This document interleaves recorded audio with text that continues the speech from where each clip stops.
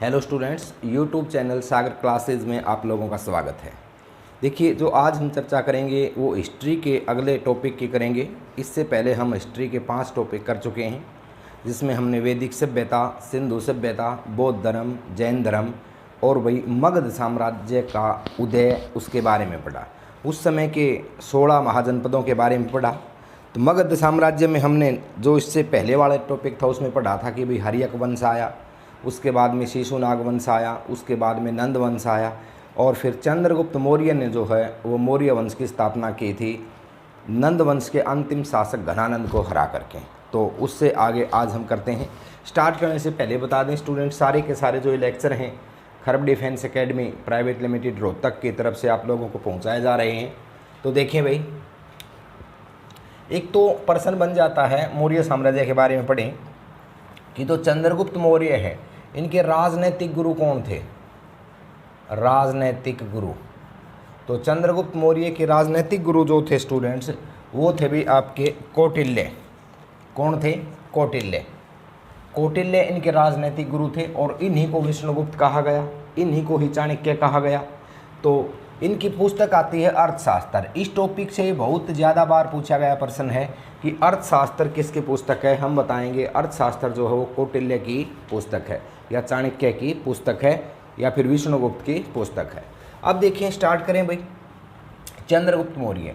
चंद्रगुप्त मौर्य 322 ईसा पूर्व से 298 ईसा पूर्व तक यह पाटलिपुत्र के गद्दे पर रहे। 322 ईसा पूर्व से 298 ईसा पूर्व इन्होंने राजा घनानंद को हराकर मौर्य वंश की स्थापना की और भाई 305 ईस्वी पूर्व इन्होंने सेल्यूकस निकेटर को हराया। बाद में उनकी लड़की हेलेना से शादी की। देखिए, एक बार प्रश्न पूछा गया था कि भारत का पहला अंतर्राष्ट्रीय विवाह किसने किया था? तो भारत का पहला अंतर्राष्ट्रीय विवाह किया था चंद्रगुप्त मौर्य ने, सेल्यूकस निकेटर की लड़की हेलेना से शादी करके। सेल्यूकस निकेटर जो सिकंदर महान के साथ में आया था, पंजाब का शासक था। सिकंदर ने पंजाब वाले क्षेत्रों को जीत लिया था और उसी को वह दे गया था। ये हमने लास्ट लेक्चर में पढ़ा था। तो सेल्यूकस निकेटर जो है स्टूडेंट्स, उसकी लड़की से शादी होती है, उसका नाम जो है वो हेलेना था और 305 ईसा पूर्व चंद्रगुप्त मौर्य से वह हारा भी था। नेक्स्ट देखिए, सेल्यूकस निकेटर ने चंद्रगुप्त के दरबार में, ये भी मोस्ट इंपॉर्टेंट क्वेश्चन है स्टूडेंट्स। सेल्यूकस निकेटर ने चंद्रगुप्त के दरबार में मेगास्थनीज, ये यूनानी राजदूत थे, मेगास्थनीज को भेजा और इनकी प्रसिद्ध पुस्तक इंडिका है। बहुत बार पूछा गया प्रश्न है, इंडिका की रचना किसने की थी? मेगास्थनीज ने। किसने भेजा था इसको? सेल्यूकस निकेटर ने भेजा था। कहाँ भेजा था? चंद्रगुप्त मौर्य के दरबार में भेजा था। दूसरी चीज़ देखिए, सेंड्रोकोटस और एंड्रोकोटस, ये दो नाम हैं, सेंड्रोकोटस और एंड्रोकोटस, ये दोनों ही नाम किसके हैं? चंद्रगुप्त मौर्य के हैं। स्ट्रेबो ने क्या कहा था इनको? सेंड्रोकोटस कहा था। एरियन ने क्या कहा था? एंड्रोकोटस कहा था। एरियन के अनुसार इसका नाम जो है वो एंड्रोकोटस था और भाई स्ट्रेबो के अनुसार इनका नाम जो है वो सेंड्रोकोटस था, चंद्रगुप्त मौर्य का। नेक्स्ट देखें, मुद्रा राक्षस। ये स्टूडेंट्स विशाखा दत्त की रचना है, विशाखा दत्त की रचना मुद्रा राक्षस, उसी समकालीन है, उसी के समय की है। इनके अनुसार चंद्रगुप्त मौर्य जो है वो निम्न वर्ण से संबंधित था। मोस्ट इंपॉर्टेंट है कि भाई मुद्रा राक्षस जो कि विशाखा दत्त की पुस्तक है, उसने चंद्रगुप्त मौर्य को किस वर्ण से संबंधित माना? तो हम कहेंगे मुद्रा राक्षस के अनुसार जो विशाखा दत्त की पुस्तक है, उसने चंद्रगुप्त मौर्य को निम्न वर्ण से संबंधित माना है।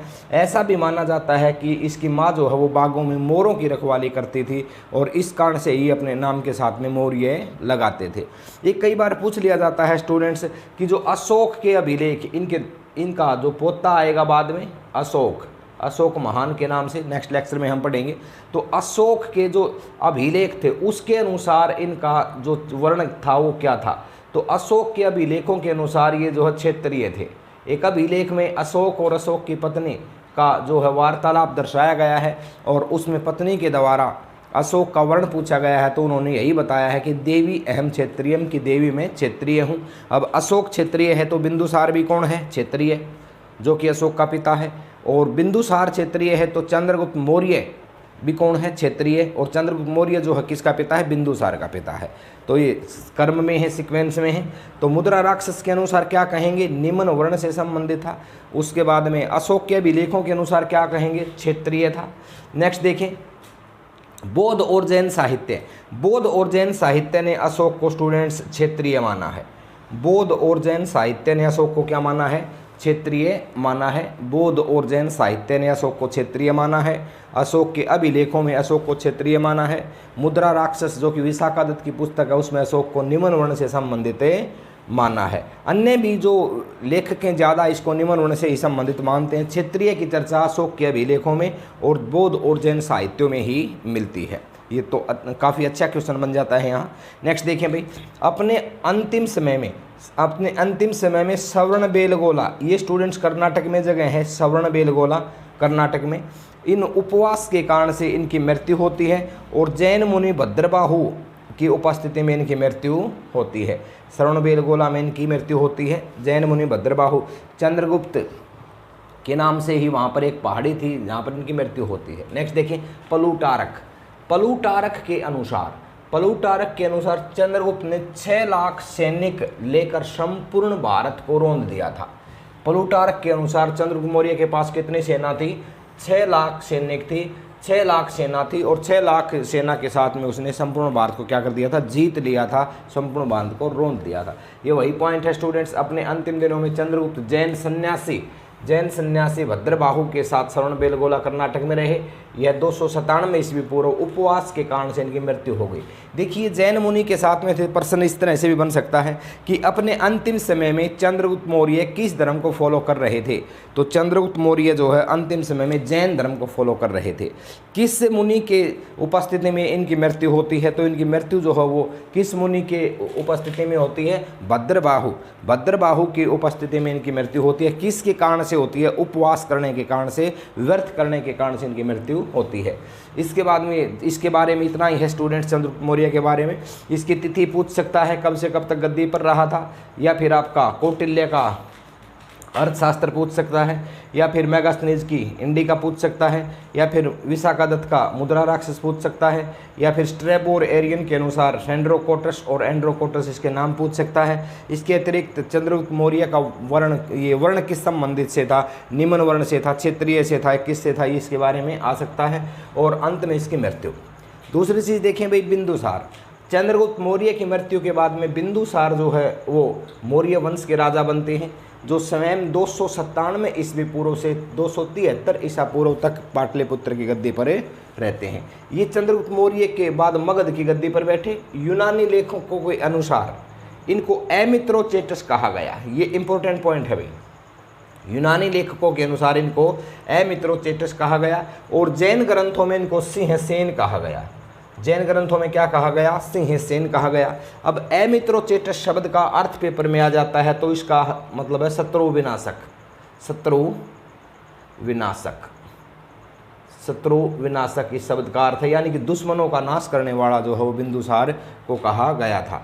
इनके समय में तक्षशिला में 2 विद्रोह हुए थे भी। तक्षशिला वर्तमान पाकिस्तान में स्थित है और उन 2 विद्रोह में प्रथम विद्रोह को किसने दबाया था, अशोक ने दबाया था, और दूसरे विद्रोह को किसने दबाया था, सुसीम ने जो है वो दूसरे विद्रोह को दबाया था।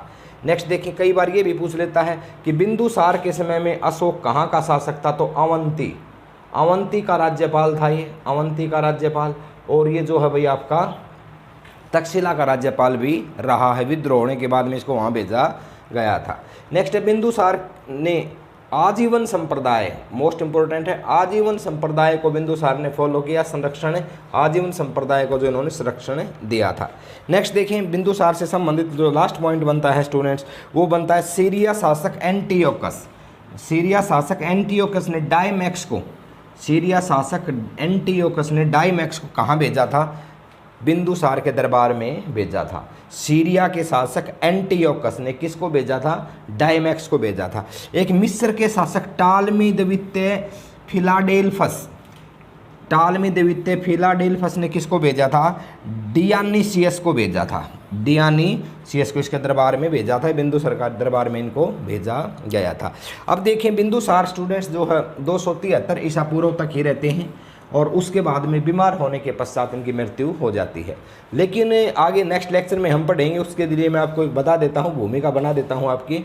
273 ईसा पूर्व बिंदुसार तो एक्सपायर हो जाता है, लेकिन मरने से पहले स्टूडेंट्स वो सुसेम, जो कि सबसे प्रिय पुत्र था उसका, सुसेम इसका नाम भी आया था, जिसने जो है भाई दूसरे विद्रोह को दबाया था। सुसीम को जो है वो गद्दी पर बैठा जाते हैं, राजा घोषित कर जाते हैं।